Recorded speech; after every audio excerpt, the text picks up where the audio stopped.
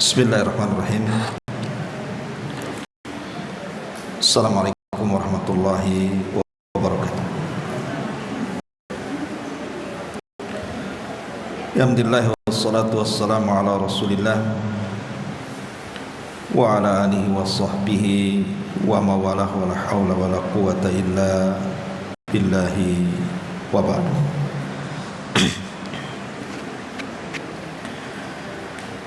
Alhamdulillah, segala puja dan puji hanya milik Allah subhanahu wa ta'ala. Salawat dan juga salam kita hadiahkan kepada Rasul kita Nabi besar Muhammad sallallahu alaihi wa ala alihi wasallam. Kajian di pagi hari ini kita akan membahas tentang as-sayyi'atu al-jariyatu, keburukan-keburukan yang akan terus mengalir ke dalam kuburan. Ma'asyiral muslimat yang dimuliakan Allah subhanahu wa ta'ala, kita mulai kajian ini dari perkataan dua imam yang sangat masyhur. Pertama, ucapan Al-Imam Al-Ghazali rahimahullahu ta'ala dalam kitabnya Ihya. Beliau mengatakan, Tuba liman idza matat ma'ahu dhunubuhu wal wailut tawil liman yamutu wa tabqa dhunubahu mi'ata sanatin wa mi'atai sanatin aw aktsar yu'adzabu biha fi qabrihi wa yus'alu anha ila akhir inqiradiha. Kata Imam Ghazali rahimahullahu ta'ala, berbahagialah sesiapa yang mati dan dosa-dosanya ikut mati bersamanya.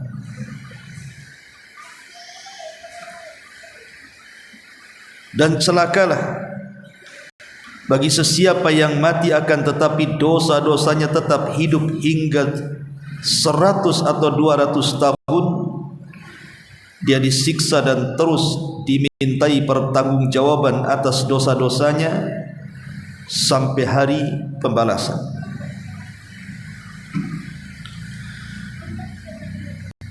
Kemudian juga perkataan yang sama dinukilkan dari Al-Imam Asy-Syatibi rahimahullahu ta'ala, Tuba liman mata wa matat ma'ahu dhunubuhu.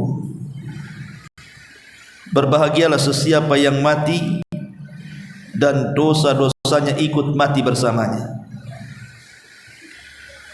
Wal wailut tawil, dan kecelakaan yang panjang, liman yamutu wa tabqa dhunubuhu, bagi yang mati dan dosa-dosanya tetap hidup menyertainya, mi'ata sanatin 100 tahun wa mi'atai sanatin 200 tahun yu'adzabu biha fi qabrihi, dia akan diazab terus sampai ke dalam kuburnya.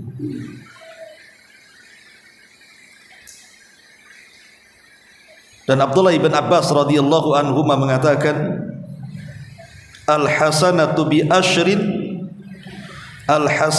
asyratin was-sayyi'atu bi wahidatin fal wailu liman ghalabat ahaduhu ala asyaratihi.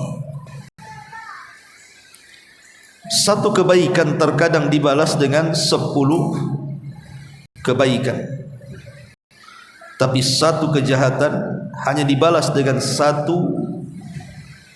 balasan. Maka celaka bagi yang terkalahkan satu kejahatannya atau yang mengalahkan satu kejahatannya atas 10 kebaikannya. Kata Abdullah bin Abbas radhiyallahu anhuma, satu kebaikan terkadang dibalas 10 kebaikan, tapi satu kejahatan hanya dibalas 1 juga balasan. Maka celaka kalau seandainya hanya gara-gara satu kejahatan bisa menghilangkan 10 kebaikan. Perhatikan di sini bagaimana ucapan Al-Imam Asy-Syatibi dan Imam Al-Ghazali rahimahullahu ta'ala. Beliau mengatakan, berbahagialah, tuba liman mata wa matat ma'hu dhunubuh. Berbahagialah orang-orang yang Allah subhanahu wa ta'ala takdirkan meninggal dan dosa-dosanya juga ikut meninggal. Artinya terputus sampai dunia saja, dan dosanya tidak masuk ke dalam kuburnya. Dan itu yang kita inginkan. Jangan sampai dosa yang kita lakukan di dunia masuk pula ke kuburan kita.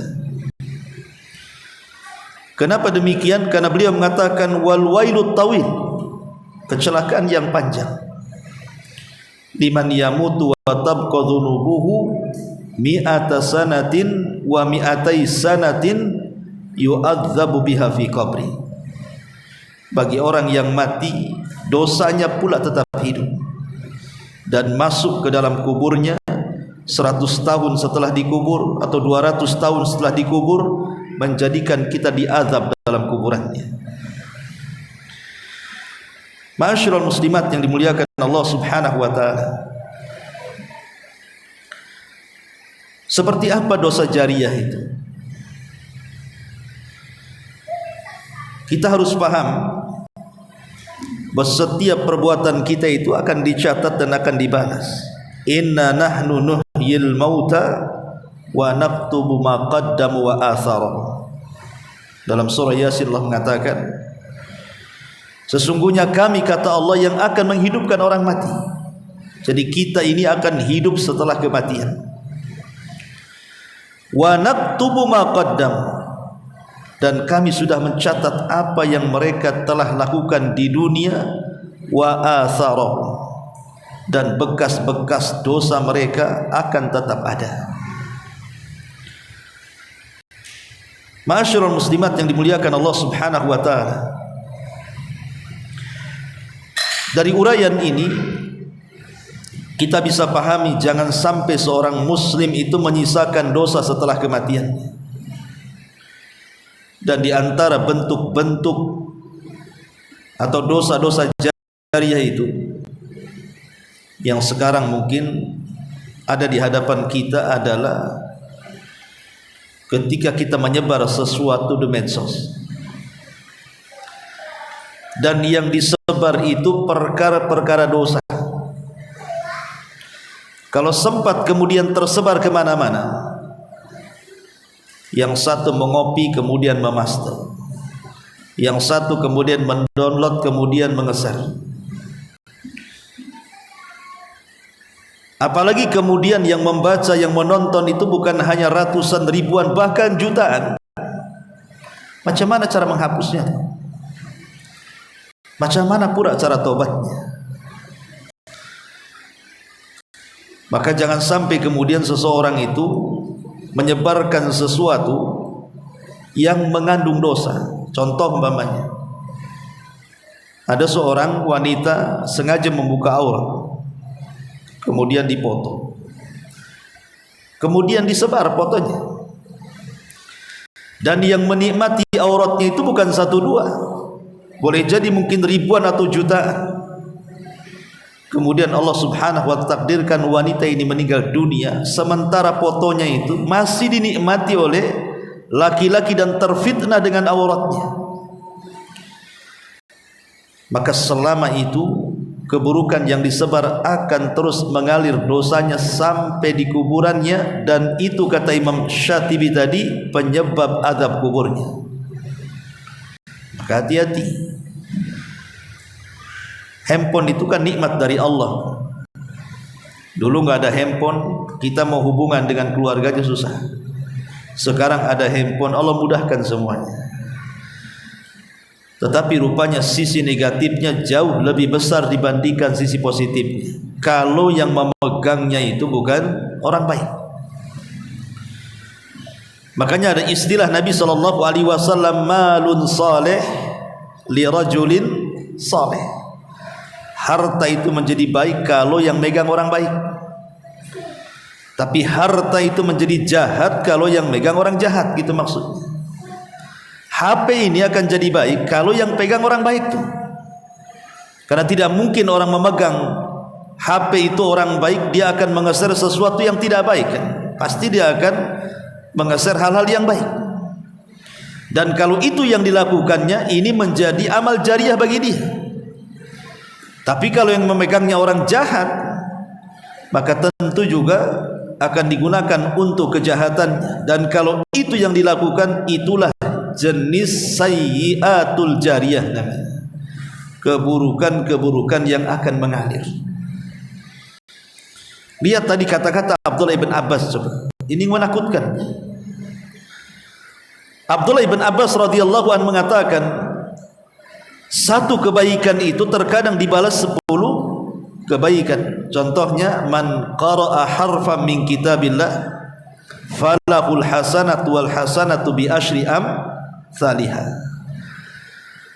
Barang siapa yang membaca satu huruf dalam Quran, maka dia akan mendapatkan satu kebaikan yang dilipat gandakan 10 kali lipat kebaikan. Kan Allah yang mengatakan, man jaa bil hasanati falahu aslu amsalihah. Siapapun yang mendatangkan kebaikan, dia mendapatkan 10 kebaikan yang sama. Tapi kalau kejahatan, ini bentuk keadilan Allah Azza wa Jalla. Kata beliau, wasayyi'atu biwahidatin. Tapi satu kejahatan hanya dibalas dengan satu kejahatan yang sama. Sebagaimana Allah mengatakan, wa man jaa bisayyi'ati fala yujza illa mithluha. Maka barang siapa yang mendatangkan keburukan, tidak akan dibalas kecuali dengan keburukan yang sama. Artinya satu keburukan satu balasan, tapi satu kebaikan 10 balasan. Kata Abdullah ibn Abbas, fawailun, celaka liman ghalabat ahaduhu asyaratihi.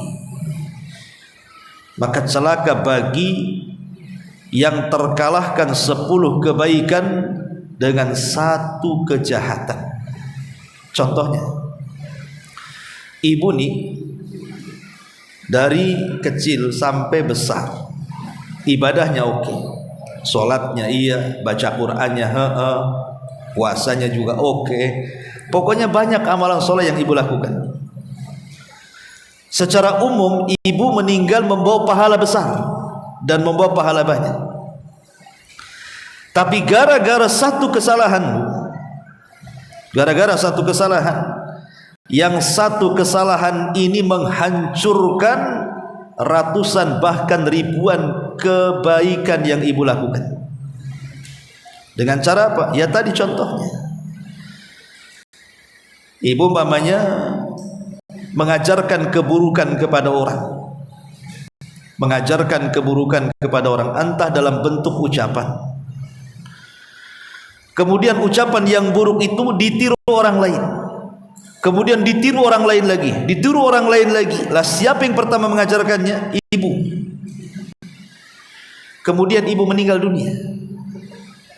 Secara pahala ibu dapat banyak pahala karena tukang sholat, tukang puasa, tukang zikir, baca Quran, berbuat baik dan begitu seterusnya. Tapi ketika ibu meninggal, rupanya keburukan yang ibu lakukan hanya satu kali, tapi dicontoh terus-terusan. Ibu ini sudah di kuburan, tapi terus dicontoh sampai kemudian anak cucu cicit, sampai entah orang lain juga mencontohnya. Berarti dosa-dosa itu akan satu-satu masuk ke kuburan tuh. Kalau begitu, apa manfaat ibu melakukan amal soleh? Kalau gara-gara satu keburukan akhirnya terkalahkan dengan satu dan menghilangkan 10 kebaikan itu. Dari sini hati-hati, jangan sampai kita membawa sayyi'atul jariyah, keburukan yang mengalir. Contohnya seperti apa lagi? Contohnya menyebar hadis-hadis palsu, kemudian dibaca orang disangka hadis dari Nabi, disebar lagi ke orang lagi, disebar lagi ke orang lain. Atau mungkin menyebar berita-berita hoax, kemudian disebar lagi, disebar lagi, disebar lagi. Apalagi sekarang tahun politik kan gitu. Jangan sampai kemudian kita menyebarkan berita-berita yang tidak benar. Apalagi sekarang zaman fitnah peperangan di Palestina lagi. Jangan sampai menyebar berita-berita hoax, karena itu akan menjadi sayyi'ah jariyah, keburukan yang akan mengalir. Ma'asyiral muslimat yang dimuliakan Allah Subhanahu wa taala, dalam sebuah hadis Nabi sallallahu alaihi wasallam bersabda, "Man sanna fil Islam sunnatan sayyi'atan falahu wizruha wa wizru man amila ba'dahu la yanqusu min auzarihim syai'ah." Barang siapa yang memberikan contoh yang buruk kemudian diikuti orang lain, maka dia akan mendapatkan dosa dan dosa orang yang mengikutinya tanpa mengurangi dosa ia sedikit pun. Lihat bagaimana di sini Nabi sallallahu alaihi wasallam mengingatkan kepada kita, siapapun yang memberikan contoh keburukan kemudian ditiru orang, maka kita akan mendapatkan keburukan dari orang yang meniru keburukan kita tanpa mengurangi keburukan dia sedikit pun. Artinya kalau yang mencontoh kita ini 10 orang, berarti 10 keburukan kita yang menanggungnya. Kalau yang mencontoh kita 100 orang, berarti 100 keburukan kita yang menanggungnya tanpa mengurangi 100 keburukan dia. Makanya ketika Nabi SAW bercerita tentang pembunuhan pertama dalam Islam, siapa? Qabil. Qabil itu yang melakukan keburukan pembunuhan pertama di dunia. Apa kata Nabi SAW? Maka setiap pembunuhan setelah Qabil sampai kiamat dibangkitkan, Qabil dapat dosanya. Kata Rasul, siapapun yang melakukan dosa pembunuhan, umpamanya dari sejak Qabil sampai ini udah 1 juta jiwa dibunuh gitu. Berarti orang yang membunuh 1 juta jiwa itu Qabil dapat bagian dosanya tanpa mengurangi dosa pembunuh sedikit pun. Tapi Qabil sudah mendapatkan dosa jariyahnya. Maka di sini sekali lagi saya himbau kepada ibu-ibu, HP itu nikmat dari Allah. Jangan digunakan sembarang. Gunakan untuk kebaikan. Jangan sampai walaupun hanya sekedar SMS 1-2 kalimat, tapi 1-2 kalimat itu membuat Allah murka. Kemudian di-share, di-copy paste, di-share lagi orang lain, di-copy paste, di-share lagi orang lain, dan begitu seterusnya. Maka ini akan menjadi dosa jariyah. Bayangkan 1 kalimat saja kalau seandainya membuat Allah murka, cukup memasukkan orang ke neraka. Macam mana orang yang menulis berita-berita yang tidak benar mengandung dosa berkalimat-kalimat? 1 kalimat saja cukup itu memasukkan orang ke neraka. Mana dalilnya? Nabi SAW bersabda, "Innal abda, sesungguhnya seorang hamba, yatakallamu bil kalimatin, terkadang mengucapkan 1 kalimat, la yulki laha balan, tanpa sadar lagi dia ucapkan, yahwi sahibuha fi nari jahannam, cukup memasukkan pelakunya ke dalam jahannam, ab'ad ma bainal masyriqi wal maghrib, yang dalamnya lebih jauh di antara jarak barat dan timur." Lihat ibarah Nabi hanya satu kalimat, tapi membuat Allah murka, cukup memasukkan ke dalam jahanam.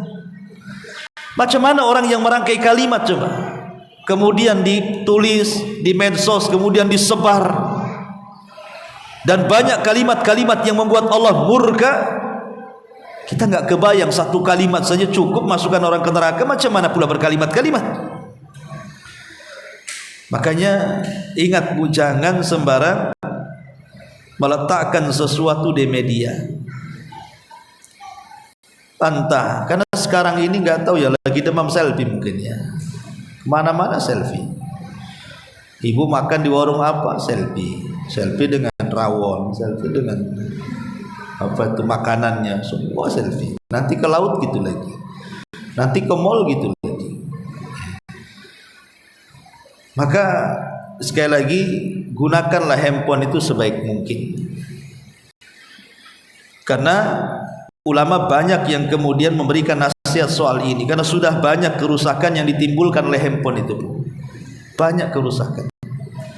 Orang bertengkar gara-gara handphone, musuhan gara-gara handphone, suami bercerai gara-gara handphone, pembunuhan gara-gara handphone, kemudian juga pelecehan seksual gara-gara handphone, pemerkosaan, penipuan, macam-macam sekarang ini. Itu sekarang pusatnya di handphone. Jadi handphone ini memang pusat segalanya. Kalau kita tidak pandai-pandai, maka handphone itu sama dengan pisau bermata dua tuh. Mau gunakan kemana tuh? Mau menghidupkan orang atau membunuh orang bisa tuh dengan handphone.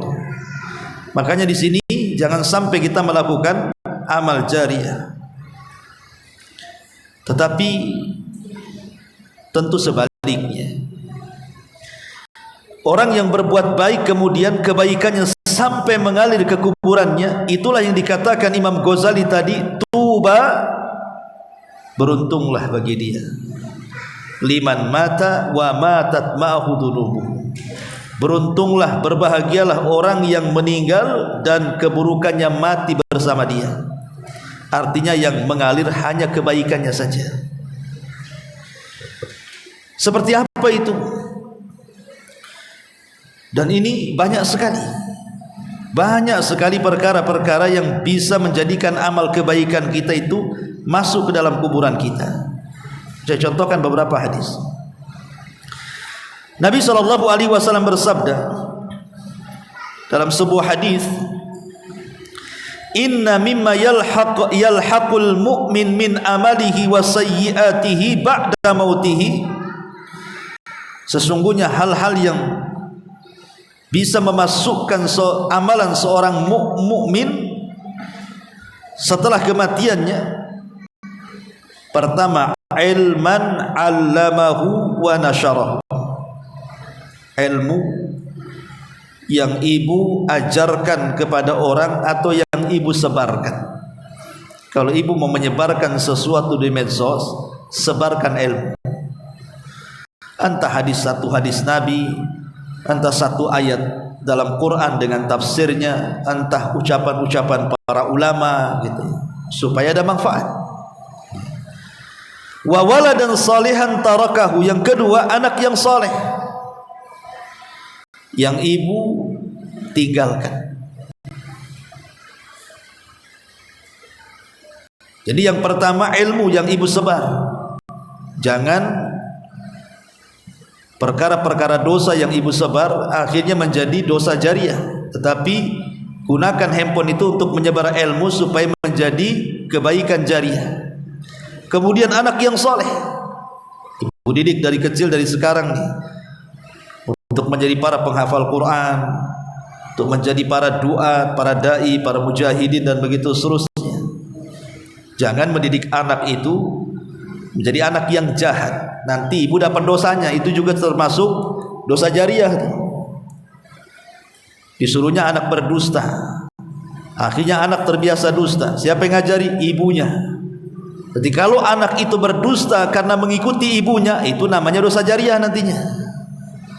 Tapi kalau seandainya ibu mengajarkan kejujuran, anak itu jujur terus gara-gara pelajaran ibu kepada anak, berarti ibu akan mendapatkan pahalanya. Kemudian yang ketiga, wa mushafan warasah, dan mushaf yang diwakafkan. Ibu tengok ada masjid, ada mushafnya, beli di pasar, taruh biar dibaca orang, ya, wakaf mushaf. Au masjidan banah, ataupun masjid yang dibangunnya. Au baitan libni sabil, ataupun rumah untuk para musafir. Au nahran ajrah, atau air yang dialirkan.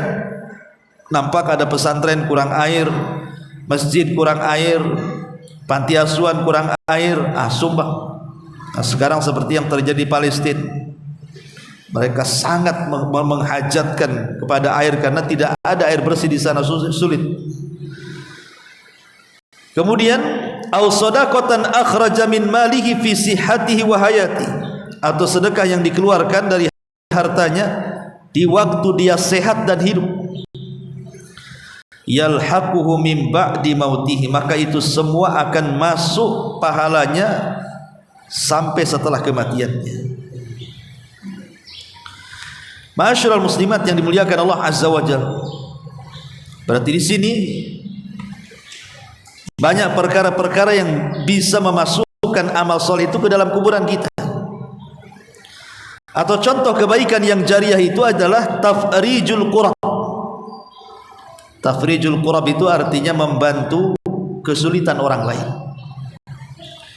Membantu kesulitan orang lain itu termasuk amal jariah. Umpamanya, Bu, ada orang sakit, kemudian dia mau berobat tak punya uang, ibu bantu perobatannya sampai dia sembuh. Akhirnya ketika dia sehat, dia bisa sholat, dia bisa baca Quran, dia bisa zikir, dia bisa ibadah. Maka ibadah yang dilakukannya setelah sehat karena penyembuhannya ibu yang buat, maka amalan-amalan pahala dia juga mengalir sama kita. Sebab kalau dia sakit dia tidak bisa melakukannya, ketika dia sehat dia bisa melakukannya. Dan sehatnya itu wasilah kita yang menyembuhkannya, Allah yang menyembuhkannya. Maksudnya sebabnya karena kita yang danai, kita yang masukkan ke rumah sakit, kita yang mencarikan obat dan begitu seterusnya. Itu namanya tafrij al-qurab namanya. Ataupun contoh yang lain adalah hadiyatul dhalah, hadiah yang dihadiahkan kepada saudara-saudara kita.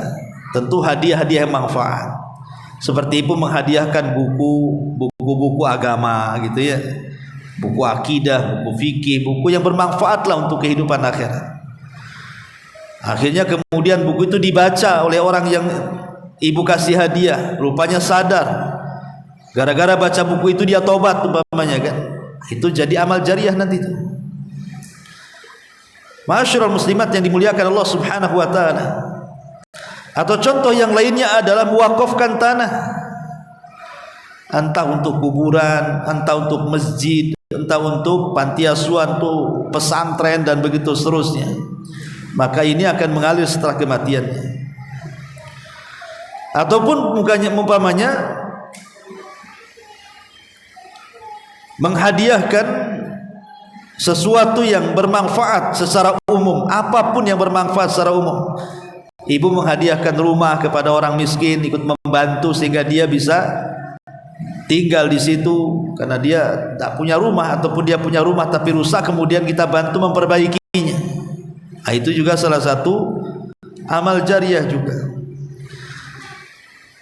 Kemudian juga termasuk amal jariah juga adalah ihda'u ba'din nisa al-faqirat makinati khiyatatin wa ghairiha. Atau namanya menghadiahkan kepada orang-orang fakir, wanita-wanita fakir atau orang-orang susah, alat-alat untuk bekerja. Akhirnya dengan itu dia bisa menghasilkan uang. Umpamanya dia pandai jahit, tak punya mesin jahit, akhirnya kita belikan mesin jahit kan itu ya. Dengan sebab mesin jahit dia bisa kerja, akhirnya banyak orang-orang yang jahitkan pakaian kepada dia. Dengan itu dia bisa hidup. Lah mesin jahit itu ibu yang kasih kan itu ya. Nah, maka ini juga salah satu amalan-amalan jariah yang akan masuk ke dalam kuburan kita. Ataupun mamanya ibu membangun pondok-pondok tahfidz, rumah-rumah tahfidz, tempat-tempat ibadah, tempat-tempat belajar, dan begitu seterusnya. Tentu lillah, karena Allah, bukan karena komersil kan itu. Maka ini juga bagian daripada kebaikan yang akan mengalir ke dalam kuburannya. Ataupun ibu menanam sesuatu, umpamanya di jalan nih, penghijauan, ini kan jalan milik pemerintah lah. Ya, tapi kan ini untuk penghijauan, ibu nanam mangga di situ, ibu nanam jambu, nanam apa gitu ya. Kemudian setelah besar mangganya entah dimakan kelelawar, entah apa kan itu ya. Maka itu juga termasuk jariah juga. Atau mempunyai di depan rumah lah, ibu umpamanya di depan rumah, saya mau nanam mangga lah. Akhirnya besar mangganya, banyak pula buahnya. Bukan hanya ibu ambil, pejalan kaki pun ngambil, belum lagi binatang-binatang ikut makan. Itu amal jariah. Tapi kadang-kadang ada pelitnya kita, diberongsonginya lah mangga, ditulisi jangan diambil pula. Sampai kelelawar aja bingung tuh. Wah, dilarang masuk rupanya.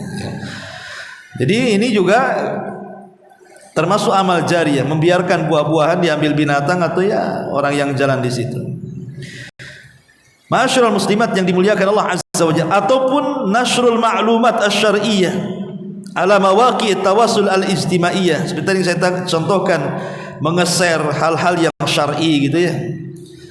Berita-berita tentang ilmu di-share di mawaqi' at-tawassul, maksudnya internet, entah berupa Facebook, WA, Instagram, TikTok atau apa namanya lah di zaman sekarang.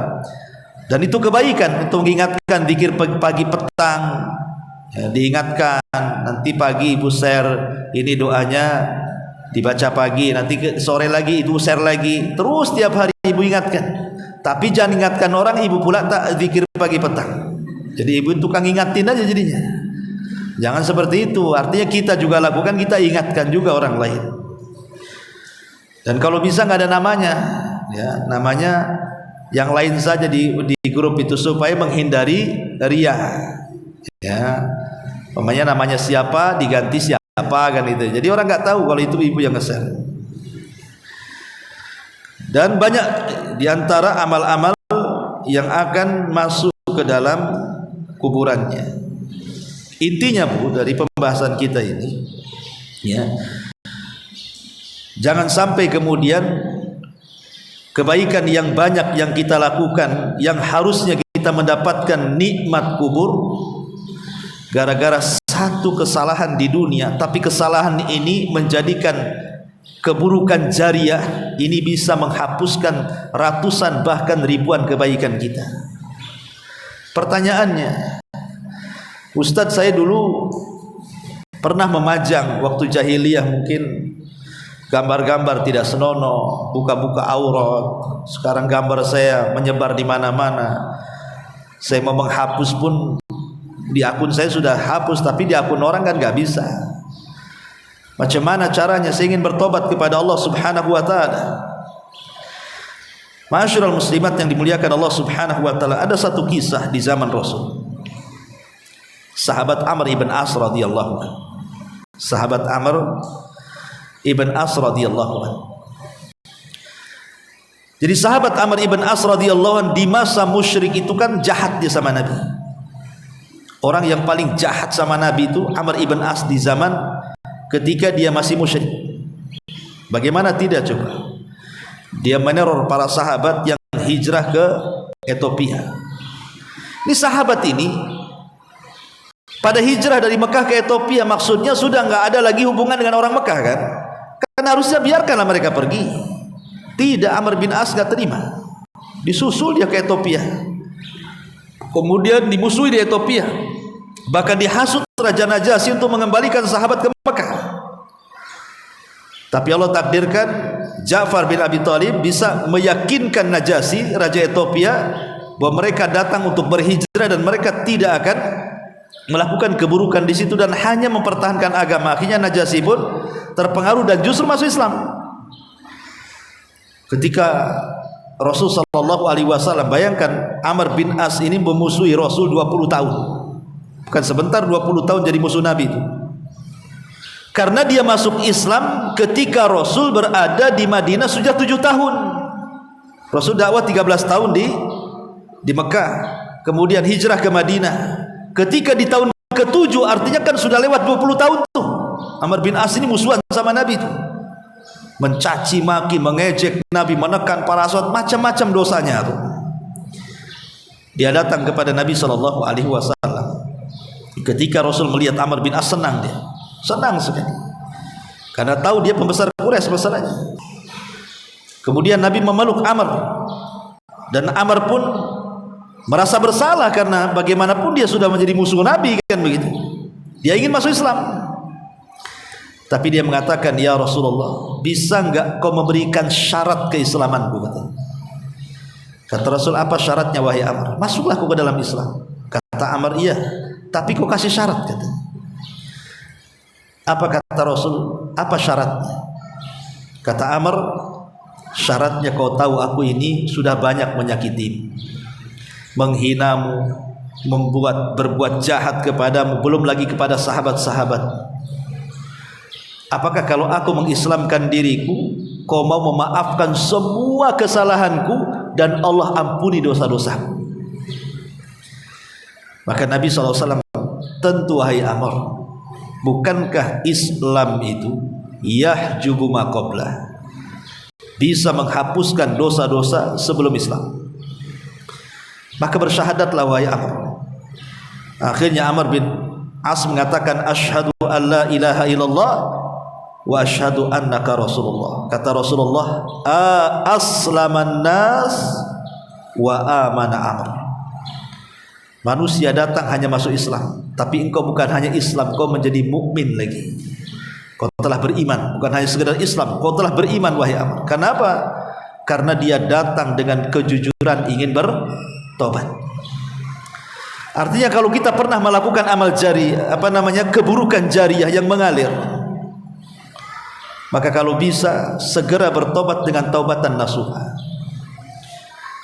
Mudah-mudahan Allah mengampuni dosa kita. Oke lah, yang sudah mungkin di-share, yang dulu masih zaman jahiliyah kita tidak tahu hukumnya. Mungkin memajang gambar-gambar yang tidak senonoh, akhirnya tersebar di mana-mana, menghapus pun sulit. Sudah ditonton sekian banyak orang, mumpung masih hidup, bertobat kepada Allah Azza wa Jalla. Robah penampilan kita supaya orang tidak nyangka bahwa yang dipoto itu Anda. Rubah penampilan. Mulai pakai jilbab, pakai cadar, kan enggak tahu. Kalau ibu pakai cadar, ya orang enggak tahu kalau mungkin yang dulu ibu pernah melakukan atau memoto gambar-gambar yang tersebar kemana-mana itu muka ibu. Bagaimana orang tahu kalau ibu pakai cadar, kan? Dia rubah penampilannya, betul-betul hijrah gitu ya, supaya Allah Subhanahu wa taala memberikan peluangnya kita bertobat kepada Allah Azza wa Jalla. Jadi yang pertama tadi harus menghapus kalau bisa dihapus, kalau tidak ya sudah, bertakwalah semampu kita kepada Allah. Fattaqullaha mastata'tum, bertakwalah semampu kalian kepada Allah Azza wa Jalla. Wallahu a'lam bishawab.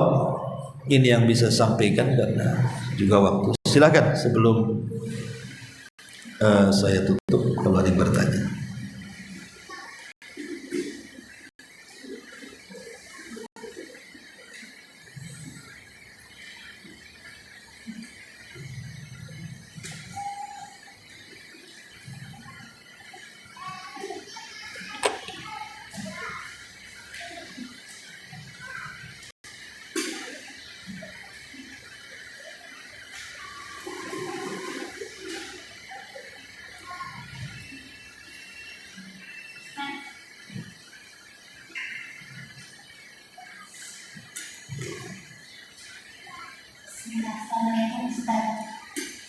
Iya.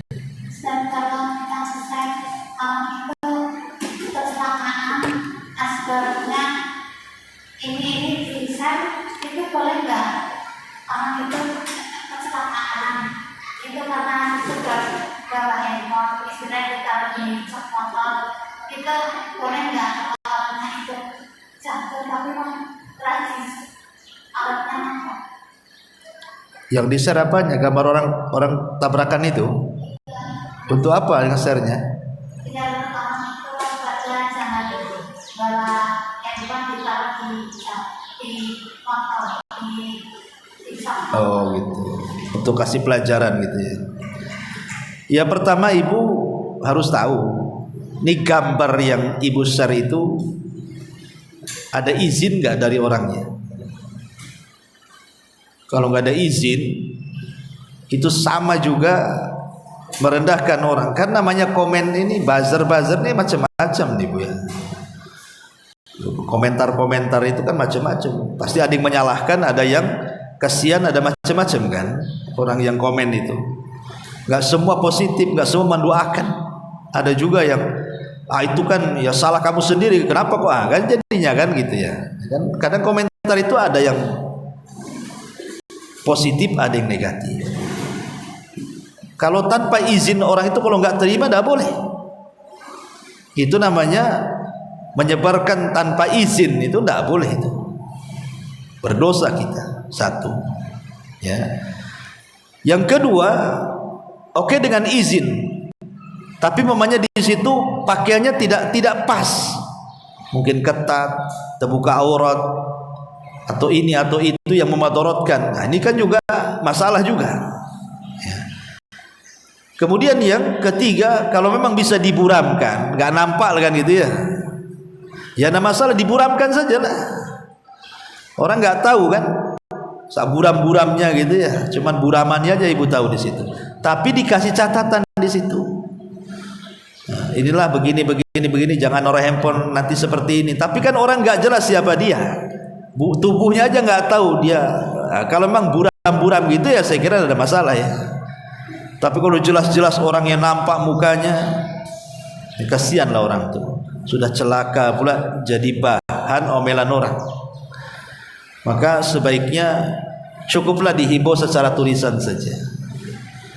Ya, jadi tidak perlu kemudian harus ada bukti fotonya, apalagi sampai ketika tersingkap auratnya, naudzubillah kan. Apalagi sampai ada darahnya ke sini kan kasihan. Ini kasihan orang itu. Maka sebaiknya hati-hati, jangan main sebar-sebar. Wallahu a'lam.